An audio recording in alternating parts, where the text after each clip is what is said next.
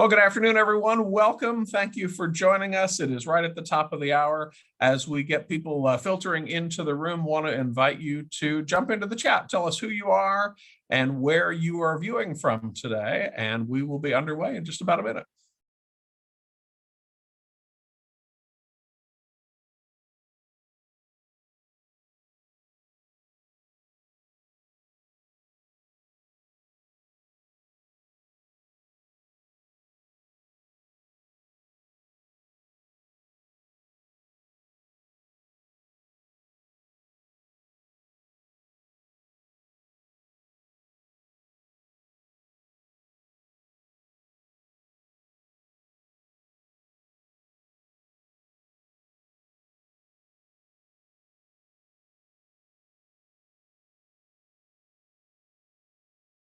I see we've got a quick moving chat as always. It's great to have all of you with us. My name is Dan Worry. I am the Senior Early Childhood Advisor at the Hunt Institute in Cary, North Carolina. And welcome to Early Efforts, our early childhood web series. We come together once a month to talk about the needs of little kids. And this is a particularly special edition of the Early Efforts webinar, our 2023's Big Wins for Little Kids. This is something that if you have been a friend and a part of this community for any amount of time, you know, I think this is our third annual edition of Big Wins for Little Kids.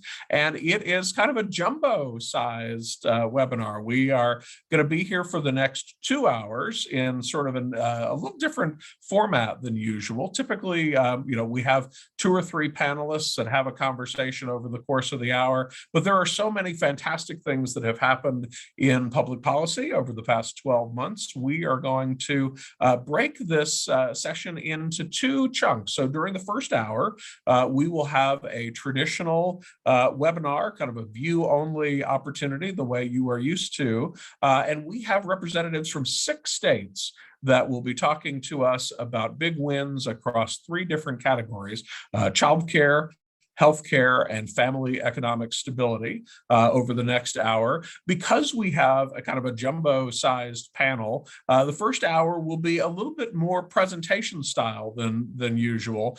We won't have quite as much time for conversation. And so whereas we would typically ask you to drop your questions into the Q&A at the bottom of the screen, we're going to ask you this time around to hold on to your questions, if you would, during the first hour, and be ready for the second hour. So we will we'll kind of round robin around. We'll hear from these 6 states during our first hour, and then during the second hour, you're going to have a chance to sort of choose your own adventure, if you will. We'll be dropping in links into the chat starting here in the next couple of minutes, and during the second hour, we'll shut this part of the conversation, this webinar format down, and we will rejoin about 60 seconds after we close this down in Zoom meeting room. So there'll be a meeting room where you can meet with the panelists who are going to talk about childcare today, one meeting room about healthcare, one about family economic security,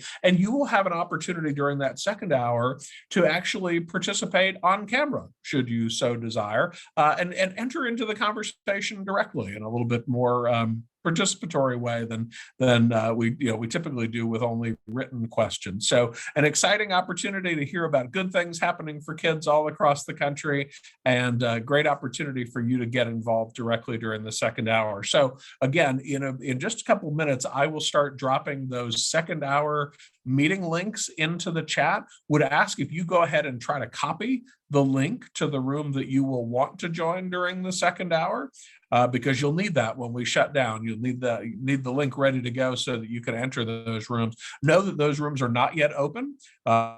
They will open, right around the time that we wind things down for this first hour. So with that, I am excited to tell you that we are co-hosting this particular session today. Not just the Hunt Institute, but we are joined by Helene Stebbins, who is the Executive Director of the Alliance for Early Success, and Dr. Cynthia Osborne at Vanderbilt University, who leads the Prenatal to 3 Policy Impact Center, 2 great partners of ours. And Helene, you and I have have been doing this over the past couple of years. Cynthia, we're excited to join you into the fold. And here in the late fall, Helene, is the time that the Alliance always issues its fantastic 50-state report, kind of summarizing all the great policy wins. I want to give you a second to talk a little bit about the report and offer a few words of welcome. Great, thank you, Dan. And thanks to your extended staff at the Hunt Institute for doing the heavy lifting and organizing this webinar. We really appreciate the opportunity to partner with you. Yes, now in our third year. And we add our welcome to Cynthia Osborne and the PM3 Policy Center staff. Together, I think we tell a robust story about what happened for young children, from policy to advocacy to research. So for those of you who don't know us, the Alliance for Early Success is a network of organizations working to improve state policies for young children birth through age 8. We pool funds from more than a dozen private foundations, and you can see them listed in the footer of our web pages. And then we re-grant them to allies in all 50 states and 24 national organizations. Our mission is to accelerate the pace of change across state lines by creating a powerful community of allies that share their successes and crowdsource their solutions to their challenges. And we know advocacy is an essential component of policy change, but we also know we can't do it alone. We need a diverse coalition of allies to make big change, both policymakers and researchers. And you should check out our theory of change when you have a minute to see how we're going to do that. So as Dan mentioned, we did just release our 50-state progress report for 2023. And I hope you'll give it a closer look after today's webinar. This comes from a survey of all of our state allies. So what they did in their states, and all 50 states in the District of Columbia responded to the survey. In the report, we highlight the state investments that they made with their in-state partners and successfully pursued the outcomes to improve young children and their outcomes for young children and their families. This ranged from continuous coverage for children on Medicaid for the first 6 years of their lives, to universal statewide paid family and medical leave, to historic increases in state funding for childcare, to the creation and expansion of child tax credits that will dramatically reduce child poverty in some states. So for a more detailed state-by-state summary, we have a state landscape page that captures the highlights from health to family support to early learning. We've got a video that highlights a few states, and we're really thrilled to be able to share 7 of these big wins in the next hour.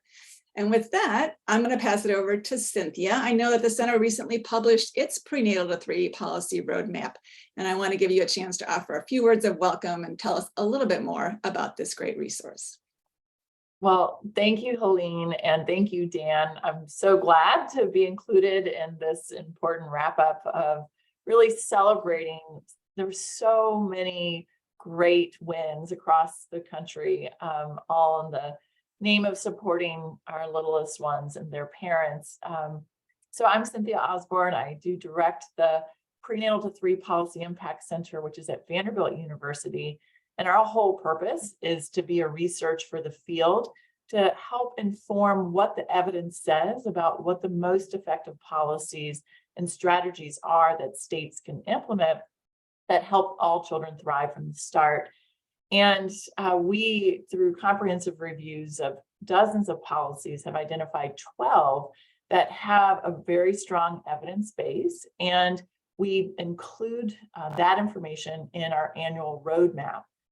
And not only do we identify what the policies are, we track states' progress toward implementing these effective policies.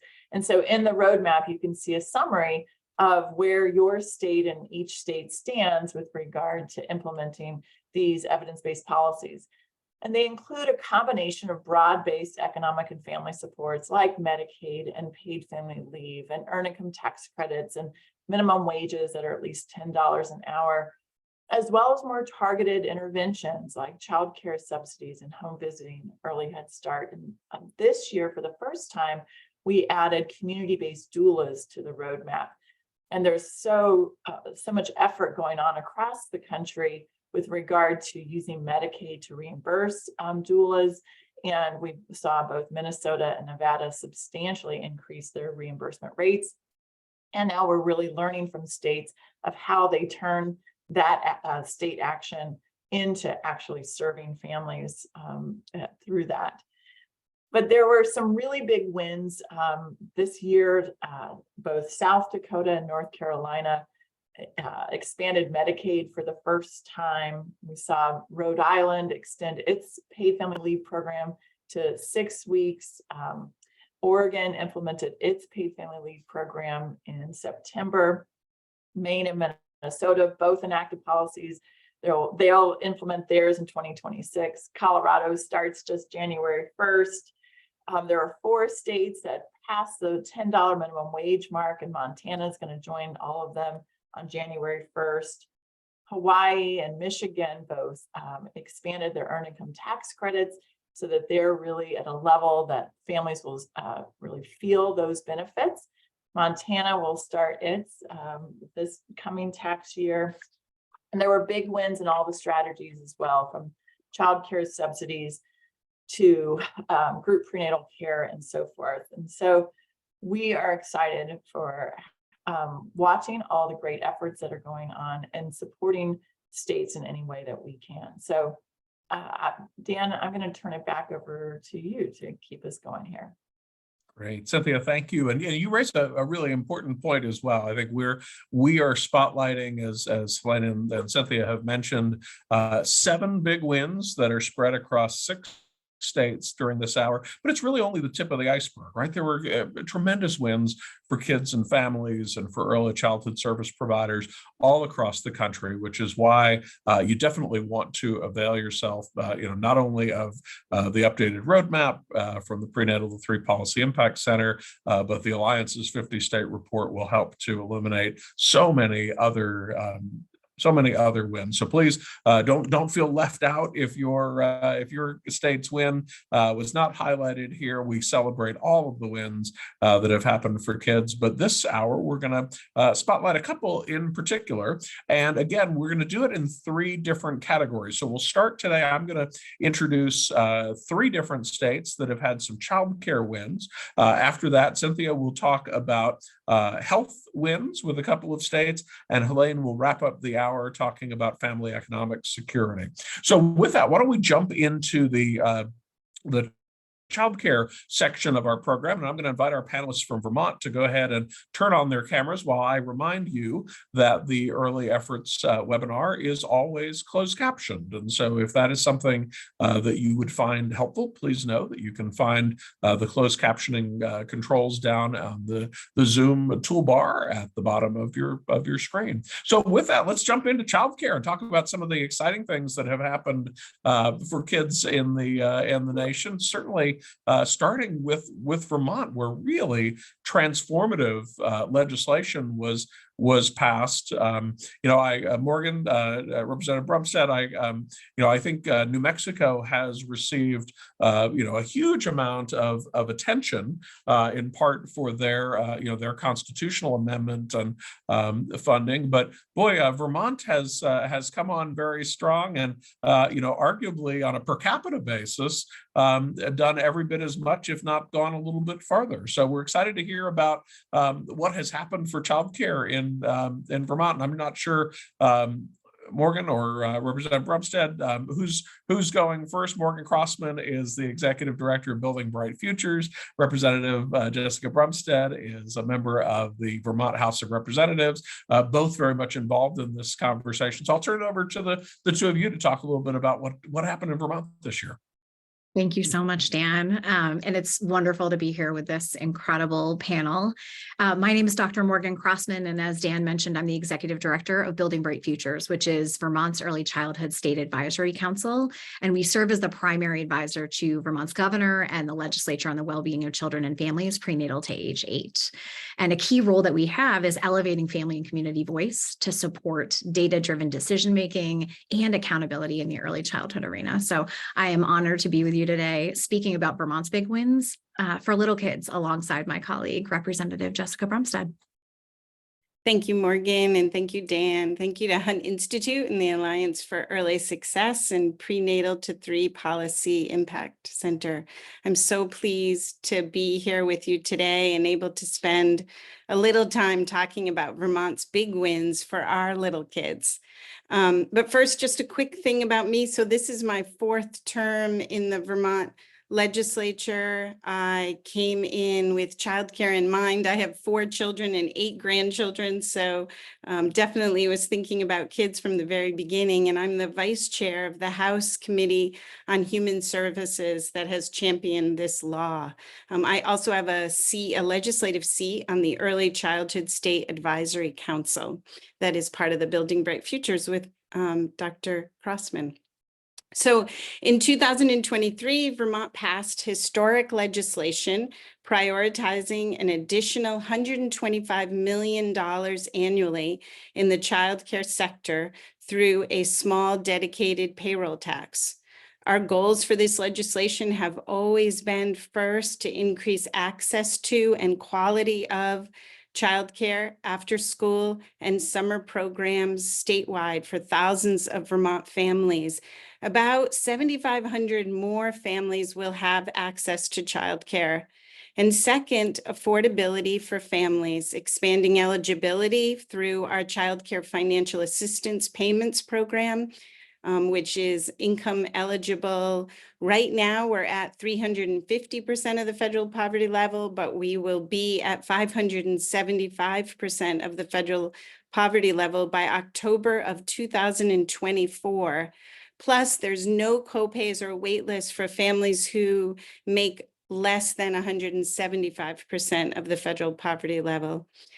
Next, we wanted to stabilize and support the early childhood education workforce, which, as you all know, I'm sure is really hard these days. So there's a lot in this legislation about that.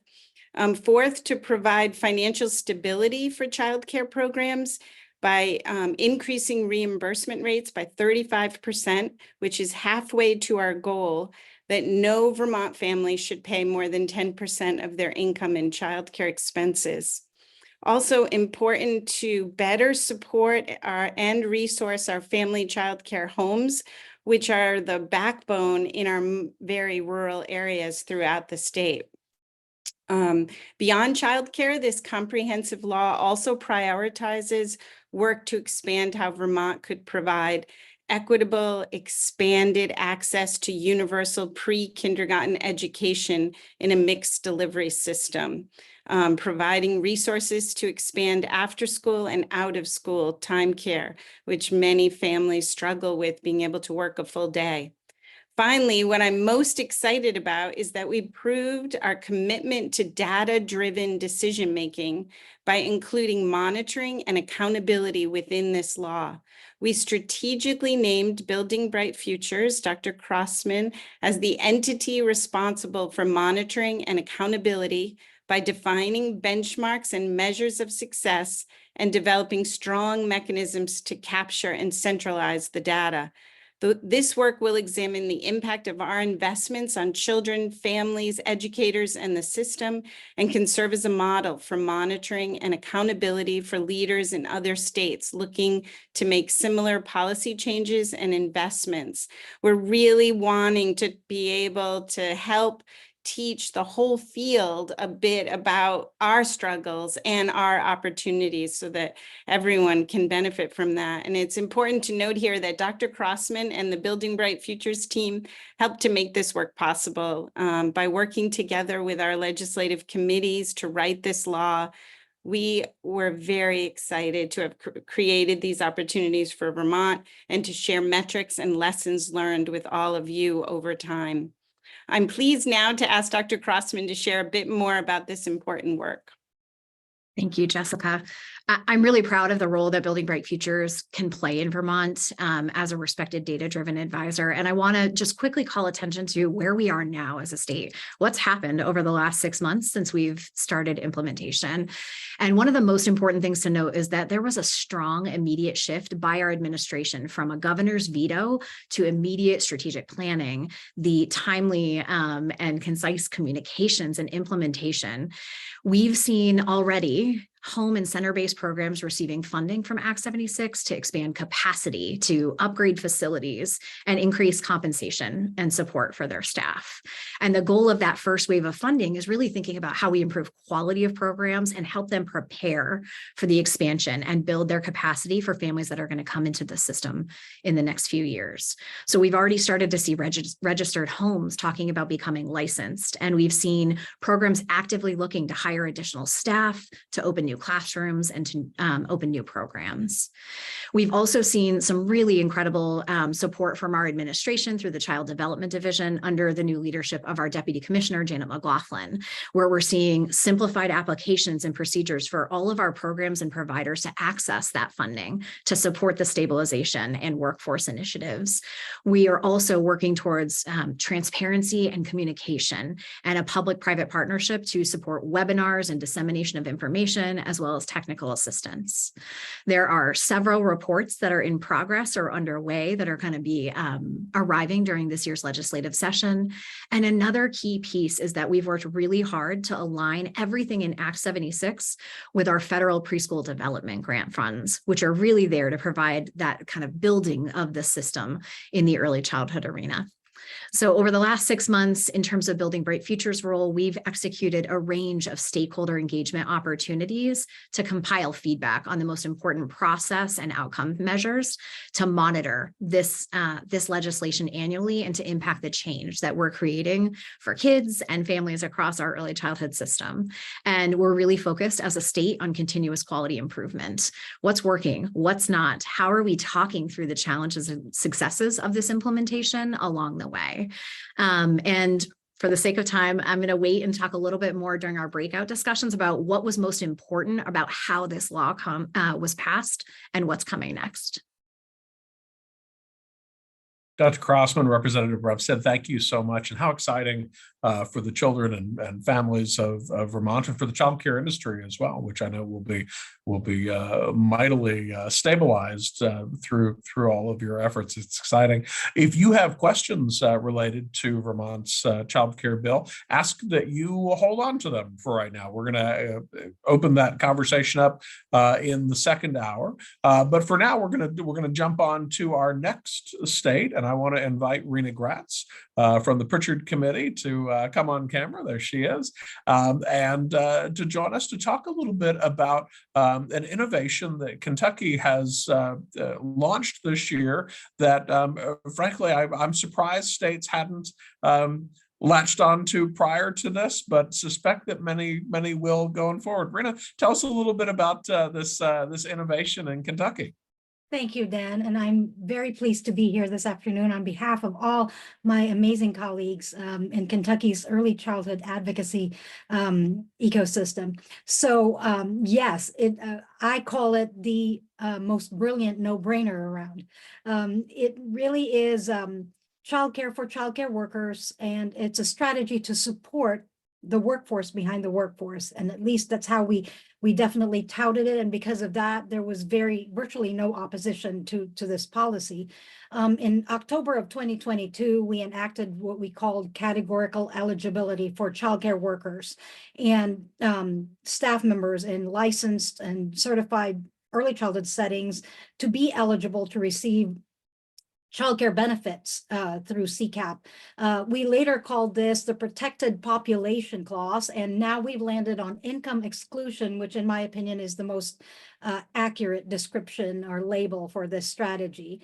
And essentially it's one small paragraph in our CCAP regulation, which says that household income of childcare workers who apply for childcare assistance will be excluded from eligibility determination, effectively rendering them having a zero income and immediately becoming eligible for childcare subsidy benefits. And in alignment with the other portions of that regulation, these employees for childcare centers have to work 20 hours per week in any licensed or certified childcare setting, and they cannot receive assistance for caring for their own child. So as you can imagine, in a childcare center, that's pretty straightforward. The child your child can be assigned to another classroom. It's a little bit trickier in a family childcare home settings. And one of the unique strategies that I've heard of is what I call childcare exchange or swap, where family childcare workers provide care for each other's kids. And as of December 1st, we have, and that's been a year and a month since its enactment, we have discreetly over 3,500 households in Kentucky that have benefited from this strategy, and 6,281 of their children that are in the program right now. So that's over 6,200 kids that have either kept their care or have newly received care, and that's 6,200 families that have potentially increased their personal and economic mobility. For example, a single mom that is able to now access being in the workforce, or a second adult in the household that is able to go back to work or go back to school. If even just a third of these childcare workers were planning to leave and stayed in the profession, that's 1,100 childcare workers kept. And even if just a third of these childcare workers that have benefited so far are new to our profession, that's 1,100 more new childcare workers. In Kentucky, you can have as many as 13 kids being served by a childcare worker. But if we just took the average of 8 children served per each one of those 1,100 workers, that means 8,800 slots that are kept, not lost, and possibly 8,800 new childcare slots and new children served. And then on top of that, when you think about the workforce behind the workforce concept, so if you essentially have these children that are in care, are newly able to be in care or stay in care, potentially you could be looking at over 20,000 adults entering or staying in the workforce. Those are pretty mighty numbers. And so there are lots of other stories behind this story and beyond this story.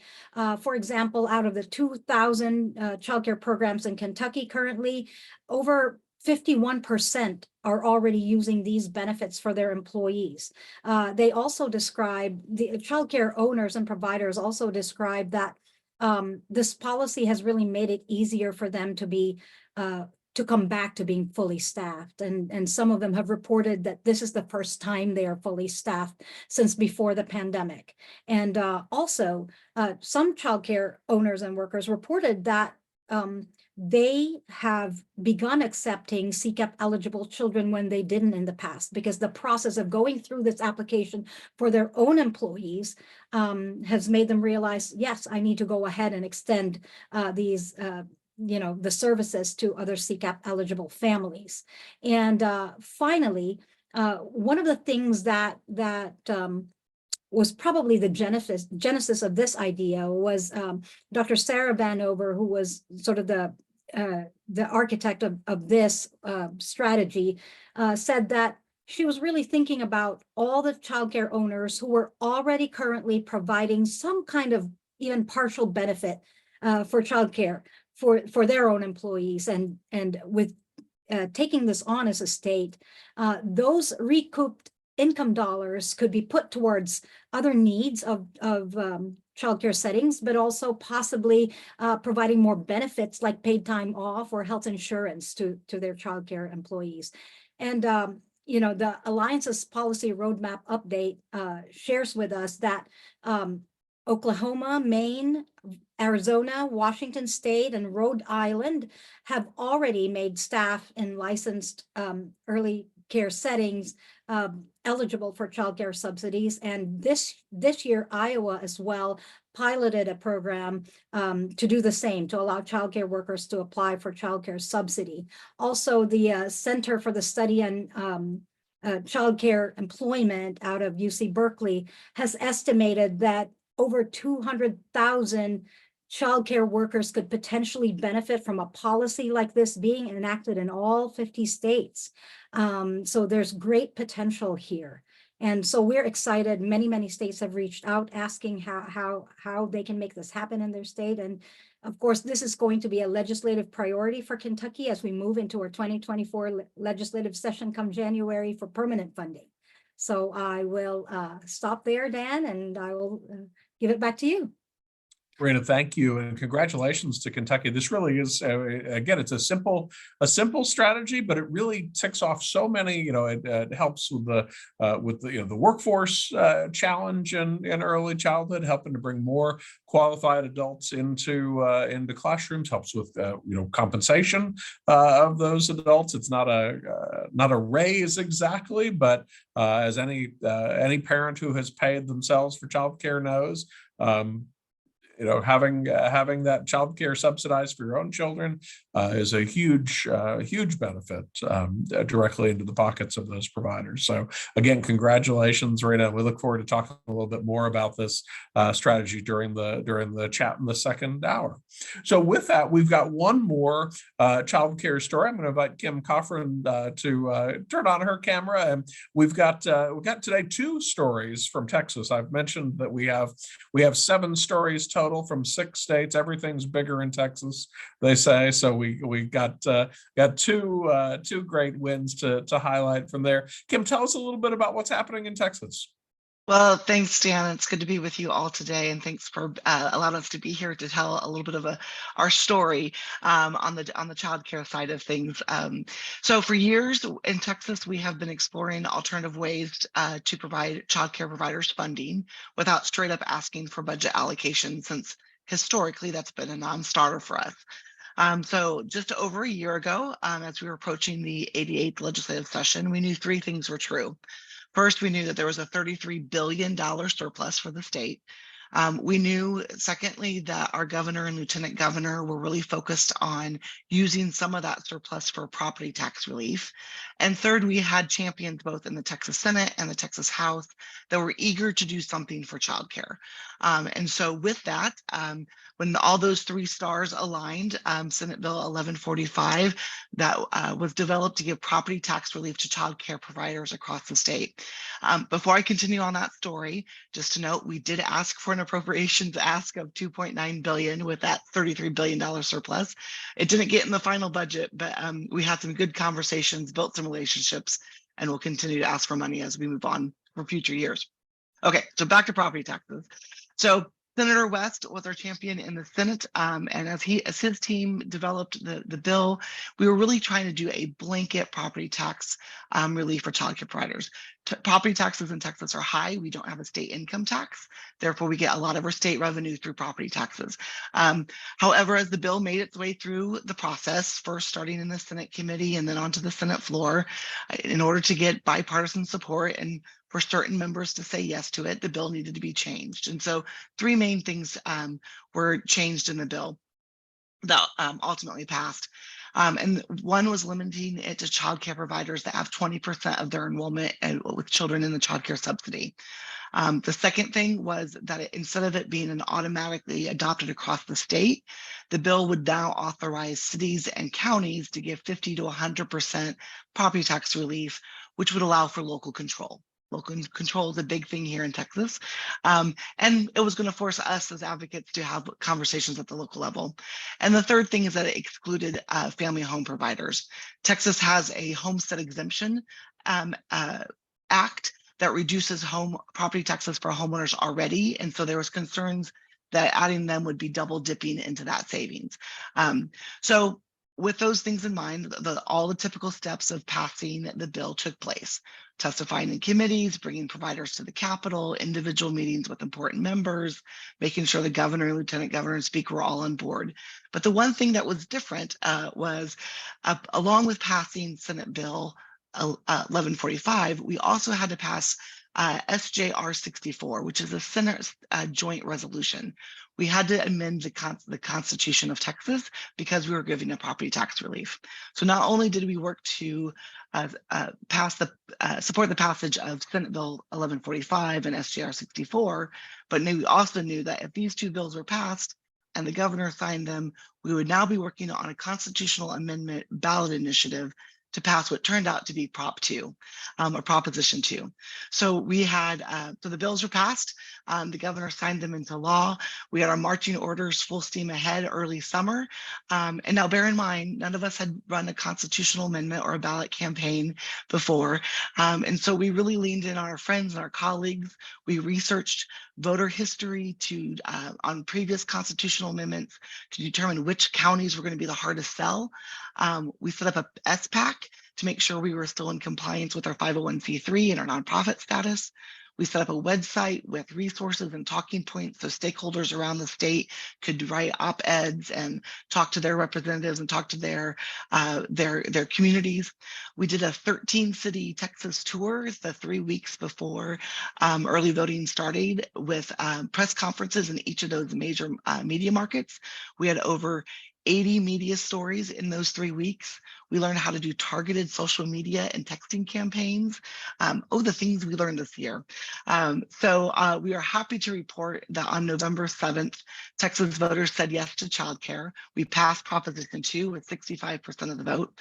And we're super excited about this opportunity because it's going to give property tax relief. It's going to make a big difference for some childcare providers across the state.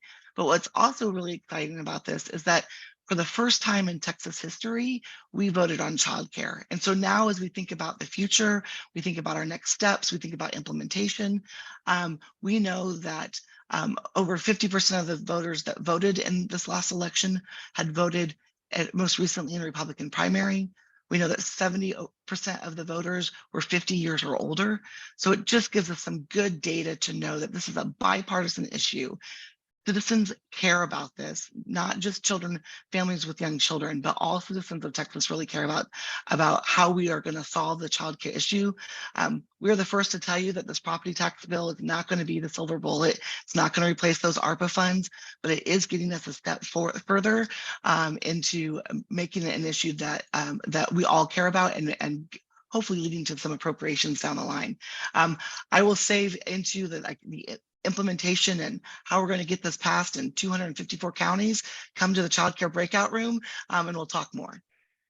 Fantastic. Kim, thanks so much. And again, if you have questions for Kim, for Rena, for Representative Brumstead, for Dr. Crossman, on the child care presentations that have been made so far, we look forward to talking with you during the second hour in the breakout room. On that note, I want to mention I've had a couple of notes passed along here during the past couple of minutes that there may be something broken with the link for the child care room that was shared earlier. As we go on through the hour, I'm going to go in and try to get that remedied. So be on the lookout in the chat for an updated link to the child care breakout room, along with the other two breakout rooms here in the next couple of minutes. But with that, we're going to wrap up our child care section, and I'm going to invite Dr. Osborne to come back and join us and kick off the health portion of our conversation today. Cynthia, I'll turn things over to you. Well, thank you, Dan. And wow, I've known a lot about the stories in Texas and Kentucky and Vermont, but to hear even more was so great. So thank you for sharing those. And but we want to also celebrate some of the big wins that have happened in healthcare this past year. And we're going to begin with the exciting news out of North Carolina. Just 10 days ago, the state finally has fully implemented its Medicaid expansion. And we're joined today by Matt Gross, who's the Assistant Secretary for Government Affairs at the North Carolina Department of Health and Human Services. And you're going to tell us how you made it happen. Welcome, Matt. Well, thank you for having me. And I'll say when I before coming to the department, I did some work for both NC Child and the North Carolina Partnership for Children in the Smart Start system. So happy to be back here with a bunch of folks in the early childhood space. Yes, it was a huge, exciting win for North Carolina this year to finally get Medicaid expansion across the finish line. I say it was a good almost decade in the making of hard work by a lot of folks. I feel like I was fortunate to be the quarterback of an incredibly great team that got this done over the last, again, 7 years in particular. So I'll touch on a bit of the pathway together. But before I get into the pathway of how we got expansion done, when I think about expansion, a lot of what I do think about are the impact on both young families and the impact on child care workers. One of the most common misconceptions about Medicaid in states that haven't expanded is that, well, if parents are on Medicaid, and that is true for some parents, but that eligibility level varies by state. And here in North Carolina, that eligibility level was 44% of federal poverty, which translates to about $10,000 a year worth of income. So essentially, there were a lot of parents in the state who were working that were stuck in the coverage gap. And frankly, a lot of those parents are working in incredibly critical jobs, such as childcare, a lot of our direct care workers. So when I think about the things that are really impacting and challenging our childcare workforce, lack of access to healthcare was one of the ones that was towards the top of the list. And really excited to hear about those previous presentations. It sounds like there's some really good ideas out there that we should be looking at as we prioritize what we do for childcare in our workforce in our upcoming legislative sessions. But really, the story of how we got Medicaid expansion done here was such an incredible team effort. We were fortunate about 7 years ago, we had some Republican House health chairs that we'd actually previously done a lot of work within the childcare space. That was a really great kind of bridge building opportunity to work on some common ground policy that recognized healthcare access was a big issue for their constituents. And they pulled together a piece of legislation called Carolina Cares that was a Medicaid expansion bill that included some elements that the Trump administration was approving, such as work requirements, premiums, things that I think a lot of folks recognize aren't really essential to a Medicaid program, but were politically essential to get the conversation going. But just even having that bill get introduced, even though it didn't move anywhere in those initial sessions, and having some really legitimate sponsors behind them, it got a lot of the advocacy money starting to flow into the state. And that helped with some of the existing groups like NC Child, the Justice Center, but it made one particular new group pop up called Care for Carolina, who did an incredible job going around the state, having stakeholder meetings, really just trying to build up support from the ground up. In fact, one of the senators who is now a health chair and voted for expansion, I first met him at one of these stakeholder meetings when he was a county commissioner. In fact, when he won his election to the Senate, I had at the time Secretary Cohen, she said, "Who should I call?" And I said to call him first because he was at this hearing that we had. It was a community meeting that we had and was interested. What Care for Carolina was really able to quarterback and help us do is build out all of these really great, I'd say, grass tops at the grassroots level. Because one of the things that became really clear, and have been clear for a long time in the polling, is that most North Carolinians supported Medicaid expansion. However, politicians do enough polling themselves that they're often skeptical of it. It doesn't really move the needle, but so far.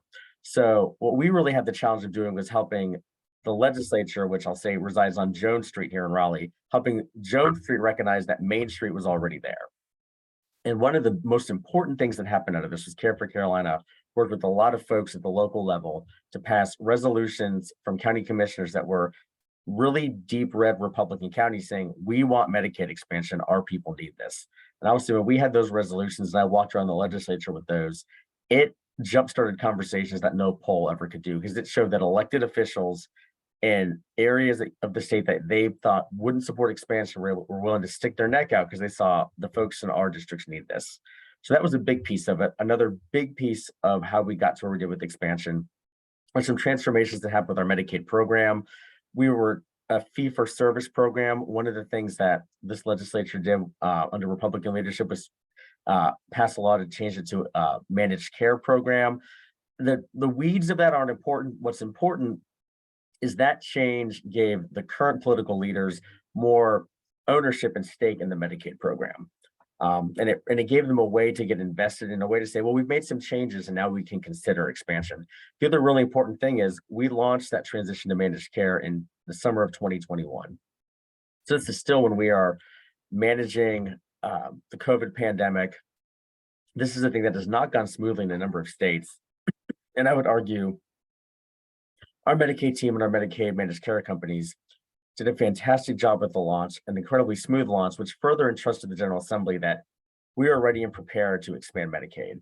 So we had the launch of managed care, the successful launch, as we're continuing to build these stories at the grassroots level. While Governor Cooper was doing these roundtables, where he was meeting more and more people that were in the coverage gap, working with folks in the coverage gap, finding people who were willing to really step out and talk about their challenges and why they needed health coverage, help dispel the notions that this is for people that aren't working, because most of the people that are in the gap are working. And eventually this year, we got it across the finish line. There were a lot of other policy pieces that went into this that I'm happy to talk about in the breakout session. I want to end with one little thing, which is there's a woman I met in one of the roundtables who was in the coverage gap and suffered from a lot of really financially and health debilitating factors. At the press conference to go live on December 1st, she was there. We gave her card. And that moment when she got her card and broke into tears, recognized that she was going to get health care and not have to worry about whether it was going to take the roof away from her, was a reminder of why we do this work. So really, really happy to be here and happy to talk about it more in the breakout session. Well, thank you, Matt. It's really impressive what you've all accomplished there, and to know how it's impacting these families. That must have been really rewarding to actually just see it in real time. That's so great. Well, I also want to now turn to Texas. We'll go back there. Kim shared the great win in childcare. And Adriana Kohler, who's the policy director of Texans Care for Children, is going to share with us the healthcare win that they're marking from this last session. So welcome, Adriana. Great. Thank you so much, Dr. Osborne. It's a pleasure to be with y'all. My name is Adriana Kohler. I'm the policy director at Texans Care for Children. We work statewide to help drive policies for kids and families. We often say that everything is bigger in Texas.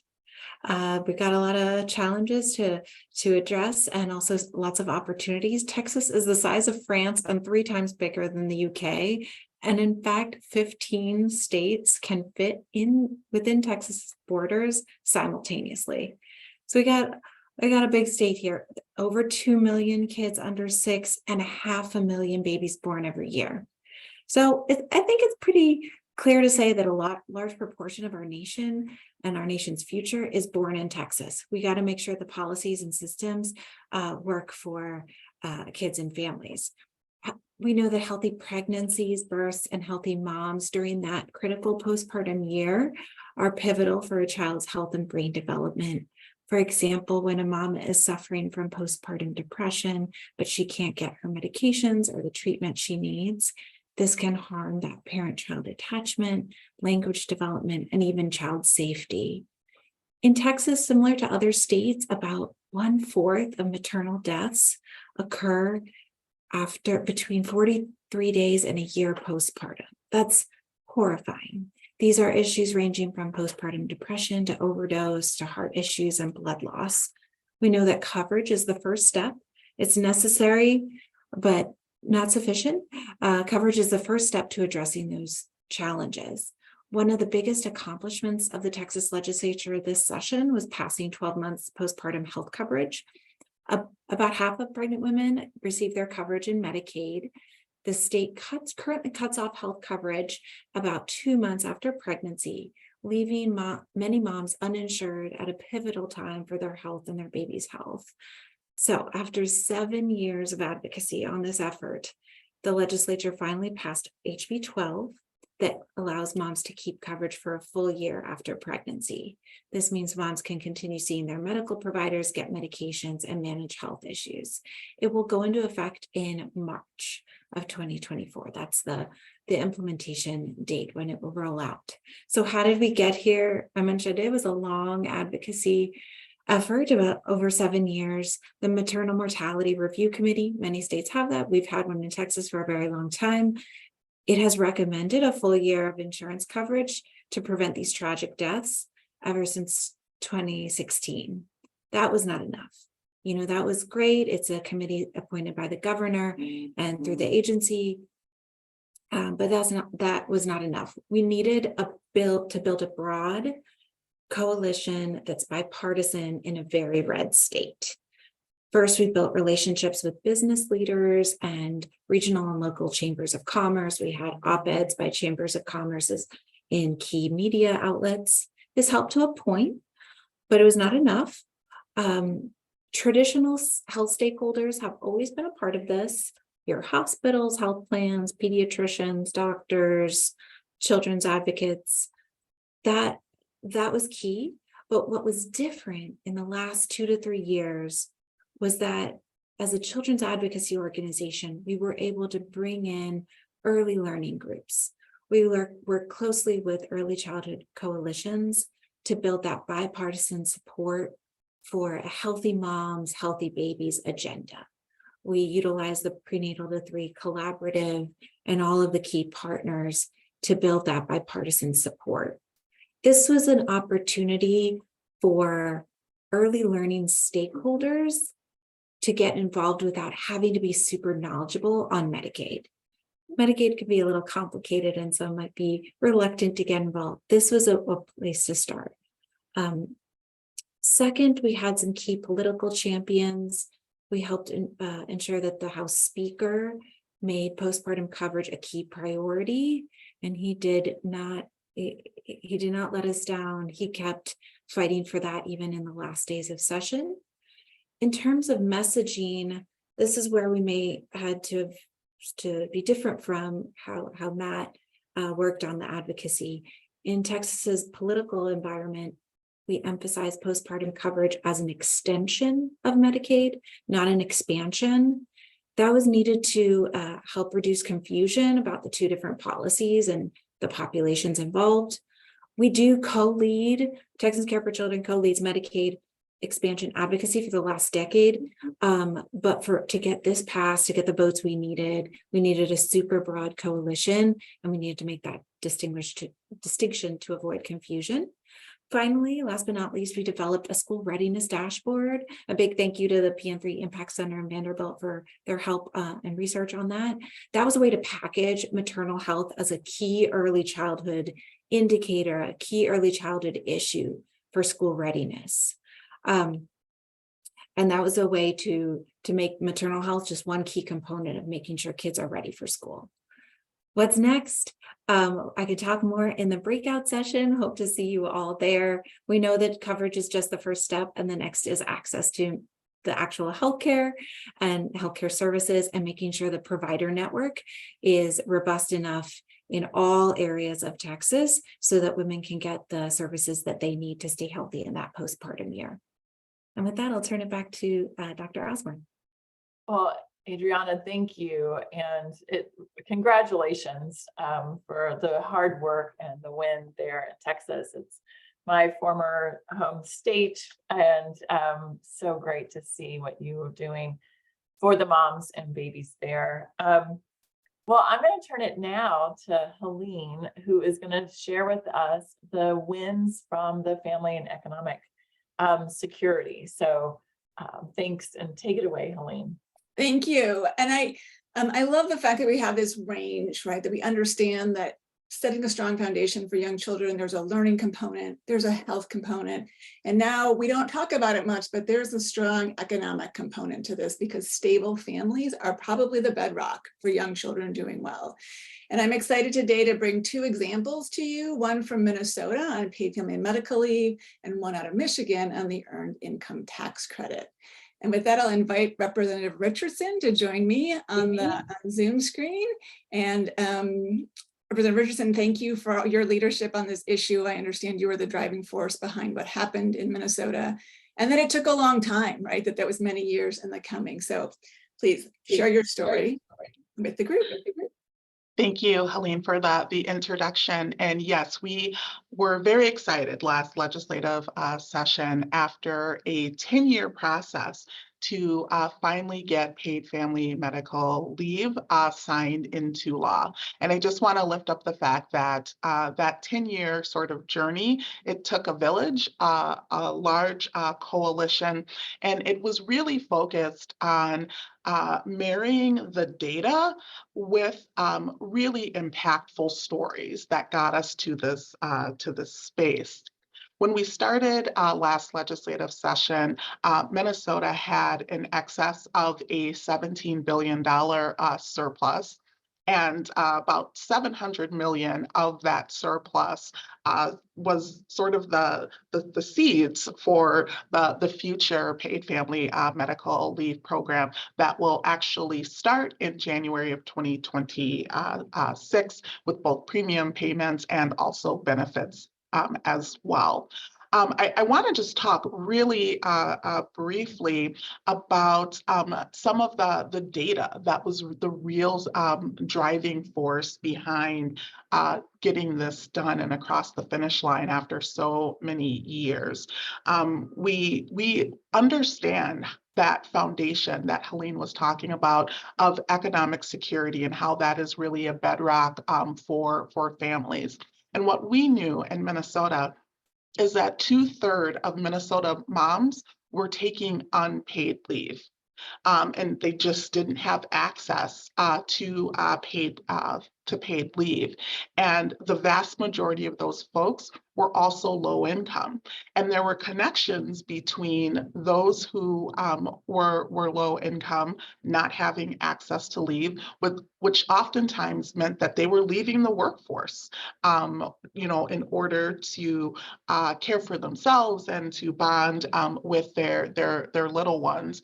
And when individuals who are low income are forced to leave the workforce because they don't have access to things like paid leave, it increases dependence on social programs. And so understanding the connection between people having access to paid family leave and also decreased reliance on social programs is really important. I also want to lift up the health benefits that were really important and critical as well, understanding how those things also intersect with thinking about the economics of paid family and medical leave. A decrease in preterm births. We know that states that have passed paid family and medical leave, there's a connection with decreased preterm births, which also has economic benefits to not only the family, but also to the states as well. A decrease in low birth weight babies, an increase in well baby checkups, increase rates of breastfeeding and duration of breastfeeding, which is also really critical in terms of thinking about reduced hospitalizations.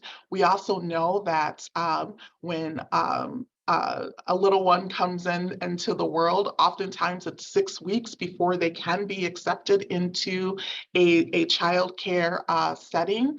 And being able to have sort of those first 12 weeks and to have less exposure to germs and other things is also really key in terms of thinking about the reduction in hospitalizations.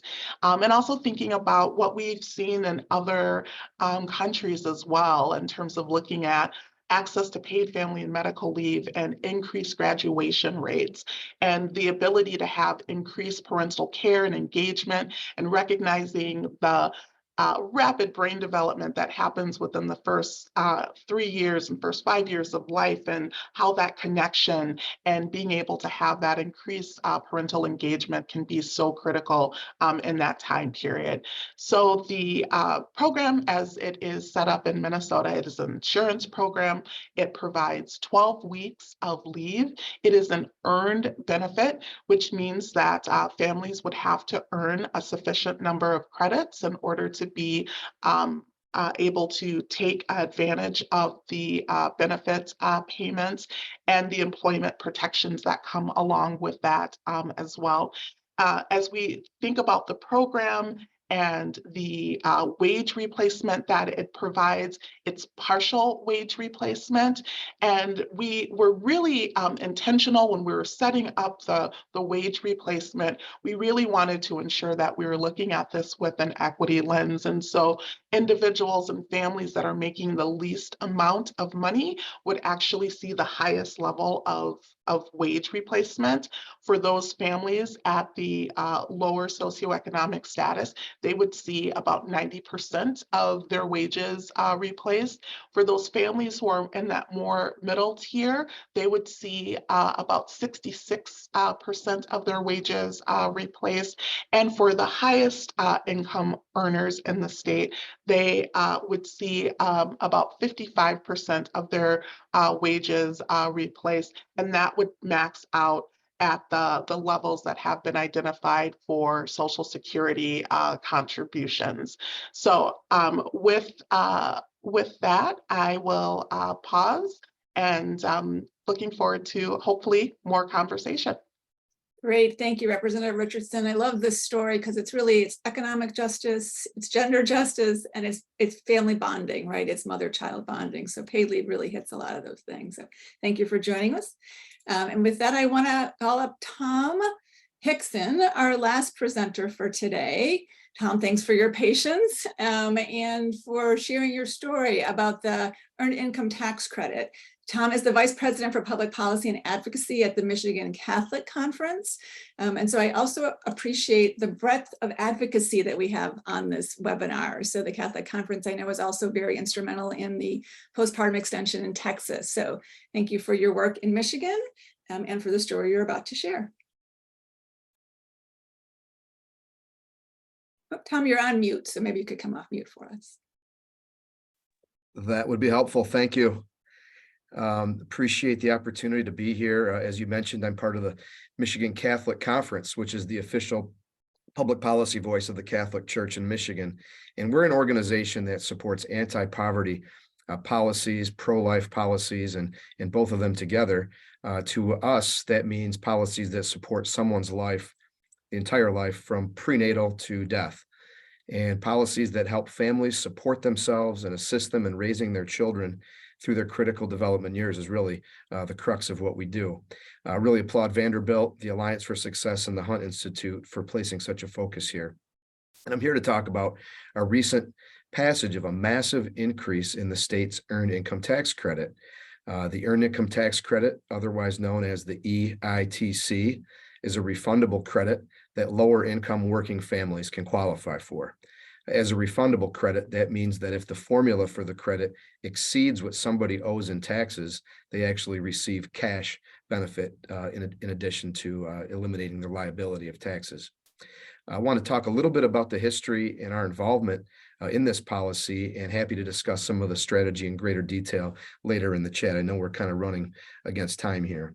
The EITC is a policy that rewards or incentivizes work. Unlike other welfare programs, which cut people off of eligibility once their income rises to a certain point, the EITC actually increases the more somebody makes in income up to a point. It's a great policy where there's no benefit cliff, which means that sometimes people are having these difficult decisions of whether or not, geez, do I want to get an extra shift of work? Do I want to take that supervisor role? It's going to kick me off of these other benefits, and it's really not worth it to them. Well, the EITC clearly makes it worth it for people to continue to work, improve themselves, take extra hours, and also get more money from the state. In this way, it's a tremendous policy for working families with children. The more children a family has, the more generous the EITC is. And it gives the cash to people so they can decide what they need to use it most for, whether that's a critical car repair, groceries, a child's health, or educational needs. It just gives the flexibility and choices to families to decide what they need to do best. So in 2006, we worked with many other groups to enact Michigan EITC for the very first time. There's no additional bureaucracy or very little additional bureaucracy associated with this because it is essentially a mirror of the federal Earned Income Tax Program. That program was passed into law in the 1970s, and it was really something that was decided as an alternative to creating welfare benefits, although at that time, certainly it was changed and it was a work program. So in 2011, after passing this, they had a 20% of the federal EITC, meaning whatever someone received as the federal EITC, Michigan would give you a credit for up to 20% of that amount. In 2011, we elected a Republican governor here in Michigan, and this governor wanted to rewrite the whole tax code and eliminate every tax credit on the books. We were very fortunate in working with others, and we found enough lawmakers at that time who didn't want to eliminate this credit, but it was unfortunately severely reduced from 20% of this federal to only 6%. So it really became more or less symbolic, but it was critical for us to hang on to that component, at least to have a foothold to advocate for more later. Fast forward to 2021, 2022, after the COVID, some of the federal money we had in our budget, we had a massive surplus in our state budget. I say massive, not as much as Minnesota, sound like 17 billion. We had 3 billion here, but we were very excited to work in a bipartisan way with many other groups to restore and expand the EITC. Our coalition grew strong, included the Michigan League for Public Policy, who actually referred me to be here. Business groups joined on, social welfare groups, United Ways, restaurants, many others as a way to help their workers. We worked for over 2 years, and there were a lot of stumbles along the way, but finally this year in 2023, we had wide bipartisan support and is a huge victory for working families. So now the EITC not only went back to 20%, but it actually increased to 30%. For instance, somebody who's a single parent with 2 children would have received about $355 under the 6%. Now they receive $1,776. So this is real money. You can really accomplish things with that amount of money for a family. There's a lot of data out there to show how it raises people from poverty and into stability. It improves children's educational outcomes. We have data on this, points to contributing to breaking generational poverty. And we're looking to double down on this this session and next to create a working parents tax credit aimed at further targeting families with children 0 to 3. And we're asking for $1 billion for this. The previous one was $350 million a year. So it's a little bit more, but we're really excited about that. So with that, there are a number of other things we're working on in the cash area to get to low income folks, but there's more I can talk about in the chat. And I just thank Helene and the folks from Hunt Institute, Vanderbilt, and Helene from putting this together. Thank you, Tom, and congratulations on your work there. I think it really is showing the positive force, right, that we can make around just income and supports for the for young families. Dan, I think there's a couple of questions in the chat about recording of this webinar, and I know you guys have a YouTube channel that you'll post it on within a couple of days. The Alliance will also post it on our page. So for those of you who have to jump off or who want to share it with other people, there will be other places where you can see it after today. Indeed. And thanks to all of our panelists here. What fantastic victories for kids across the country. We are getting ready here in just a moment to transition from this portion of the day's program to our next. And so what that will mean is that in just a moment, we're going to shut down this Zoom webinar and reconvene in one of the 3 breakout rooms that hopefully you have been noting in the chat. I will go ahead and drop that set of links into the chat again once more right now.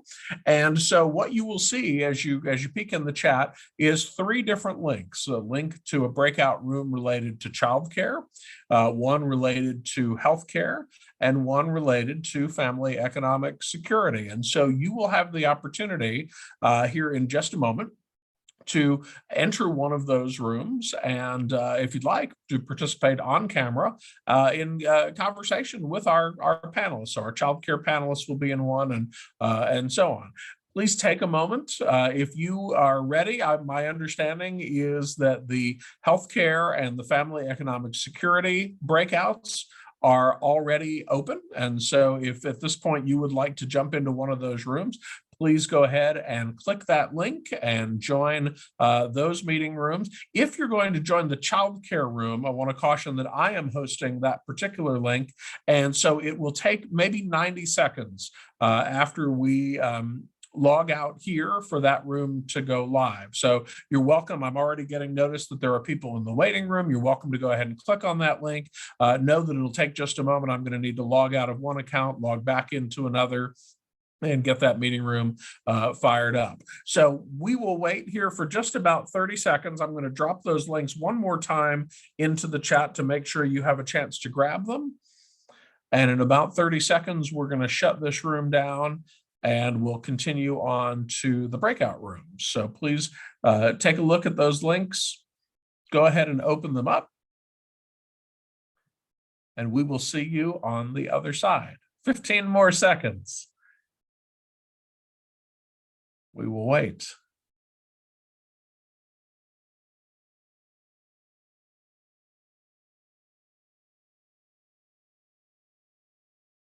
I'm seeing our attendance number dropping down. Melora, which link are you trying to access as your link is not working?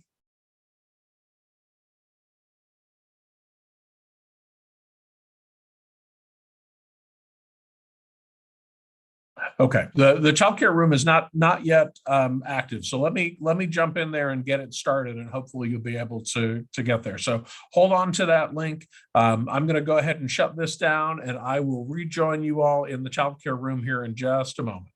Thanks, everyone.